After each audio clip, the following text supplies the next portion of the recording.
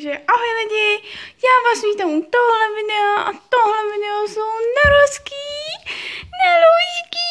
možná ložky. A Jinka má narozky, já bych měla sobotu, ale to jsem trochu nestíhala. No a tak jsem jí dala oslavit dneska v pondělí a máme tady pro ní dárky. Tak, ona už je vidí, jako první dárek jsou tady ty dvě tyčinky. Takovéhle krásné dvě tyčinky. Chceš, jo. Takovéhle krásné tyčinky. Tak, takže takové krásné třupavé tyčinky, ty si dáme potom. Takže mám pro tebe ještě něco lepšího. Tak, a koukej, Janku. Takže pak jsem ještě koupila takovéhle kuřecí mlsky. To ona zbožňuje, že jo? Tak já je otevřu a zkusíme s ní udělat nějaké triky.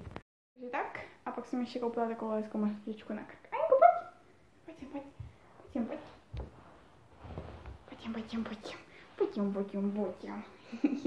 Jo, chceš ještě, tak dám jí to teda na krk a ukaž si to do kamery. Je to trochu větší. To snad nevá. Vypadá si. No, ukazuj zadek. Ukaž si. Je takhle teda vypadá a je strašně pěkná. Tak. A dám. Pojď, Janku. A Janku, pojď. Pojď sem. No, pojď. No, teďka nepůjde ona. Nechce. No, nechce. No, pojď. Tak sedni. Šikula. Lehni. Šikula. Tak se nám to teda povedlo. No. Takže tohle jsou teda naše trky. A ještě ji učím dávat pac. Ale to nevím, jestli ji naučím, protože se jí to vůbec nechci. Tak vezmeme další kousek.